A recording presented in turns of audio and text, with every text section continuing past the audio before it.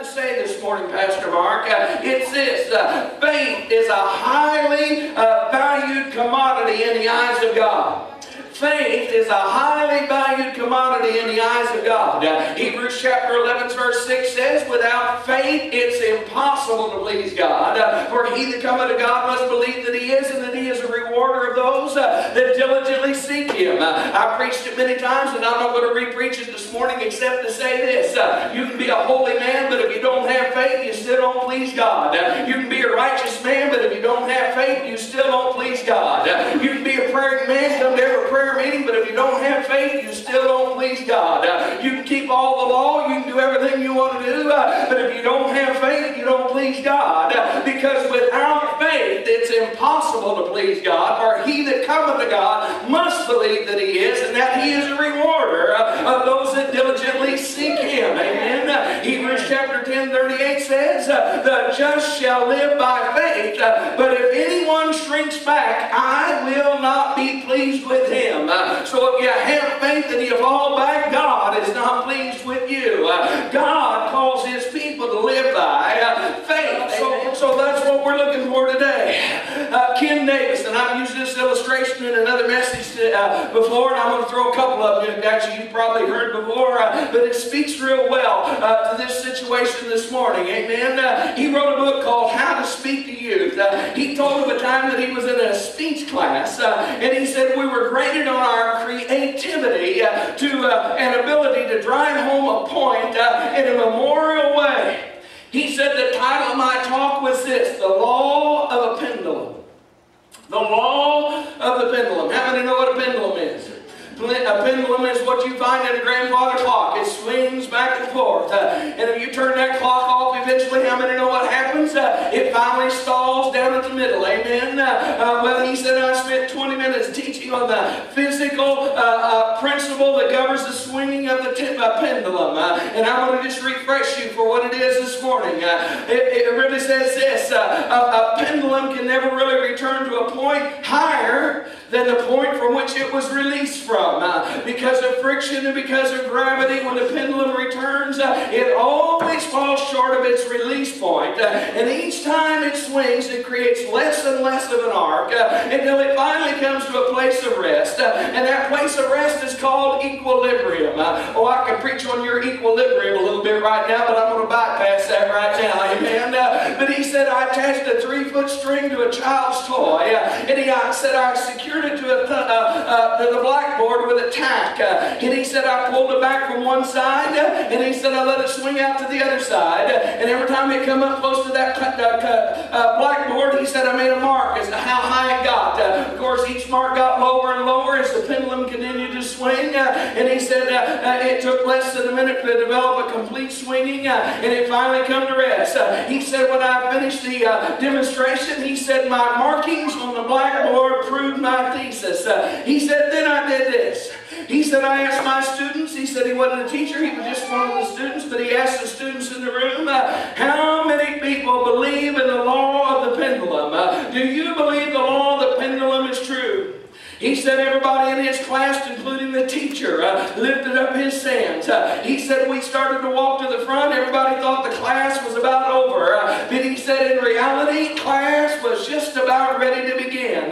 He said hanging from the ceiling of the steel beams of that classroom, he said I put a crude but functional pendulum. There were 250 pounds of weights tied to 4 strands of 500-pound parachute cord. He said I invited the instructor to climb up on the table and sit in a chair with his back and his head up against the cement concrete wall. He said then I brought the 250-pound metal right up to his nose with a huge pendulum just a fraction of an inch away from his face. He said I once again began to explain the law of the pendulum. And he said this man had just applauded that law just a few minutes before. I said if the law of the pendulum is true, when I release this mass metal, it'll swing all the way across this room. It'll come all the way back, and it will fall just short of where it left, right in front of your nose. He said, Mr. Teacher, your nose will be not in danger whatsoever. He said after I made that final restatement of the law, he said I looked him in the eye. I said, sir, do said there was a long pause. Beads of sweat began to well up on his face and on his upper lip. He said, the teacher nodded and said, yes. He said, I released the pendulum. It made a swooshing sound all the way across the room. It arced when it reached the other side and peaked. It paused for just a moment. He said, and when it started coming back, he said, I've never seen a man move so fast out of his seat in all of my life. Amen. I asked the class this question, does he believe the law of the pendulum? And the answer was a resounding no. He does not believe it. He said it with his mouth. He gave mental assent to it. He saw the scientific facts, but he does not believe, because he wouldn't have moved had he believed. He said he believed it, but the truth of the matter is he did not believe what he said. And that's really what Genesis chapter 22 is all about. I want you to notice verse 1 here in the NIV. It says, sometime later, God tested Abraham. Sometime later, God tested Abraham. Why test Abraham? Amen. Here's why. It's because it's easy to say you believe something. It's much more difficult thing to actually prove that you believe something. Amen. And I'm going to tell you right now, like anything about you, your faith will always be tested. Amen. All sorts of things are tested. Chapter 10, verse 37 to 39. Whoever loves his father or mother more than me is not worthy of me. Anybody that loves his son or daughter more than me is not worthy of me. Anybody that does not take up his cross and follow me is not worthy of me. Whoever finds his life will lose it, and whoever loses it for my sake is going to find it. You say, what's that mean? Sooner or later, you're going to have to make a choice of what you love more. Do you love God more, or do you love your family more? Do you love God more, or do you love your job more? Do you love God more, or do you love your possessions more? Do you love God more, or do you love your pleasures more? Do you love God more, or do you love your hobbies more? Is Sunday going to be God's day, or have you created family day out of it and made it your day? Out your amens, all right? Either one will work. You will have a choice to make, and that choice will be tested. Starting at 6 o'clock tonight if you're in here today. Amen. Amen. At some point in our lives, we're going to be faced with a decision. What is more important to us? And you know what's going to happen? You are going to be tempted at 5 o'clock tonight and every day this week to compromise your relationship with God in order to try to keep both of them.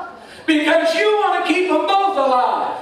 You don't want to give up your relationship with God, but you don't want to give up something else either. Amen? We try to bend our faith and twist our faith so that we can save something else that we hold precious in our life, and it's valuable to us, but it's useless in God's eyes. Jesus said there's a right answer and there's a wrong answer for the question. And if you find yourself willing to compromise your faith in order to save your relationship, or save your job, or save your possession, or save your pleasure, or save your time, or save your hobby, that's the wrong choice. I'll say something else about faith. Faith without works is dead. And you can say all you want that you've got faith, but if you don't have some corresponding works to back it up, you don't have anything but dead faith. You're like the teacher sitting on the blackboard with a pendulum coming at you. You say you believe in God, but you don't really believe it. Verse 14, and Abraham called the name of the place Jehovah Jireh, as it is said today, in the mount of the Lord it shall be seen. I'm here to tell you that if you make the right choice, it'll be done to you. How's it going to be done to you? According to your faith. How is it being done to you? Look at your faith. Amen? That's where all the answer is. If you need provision today, I can tell you right now, God can meet that need.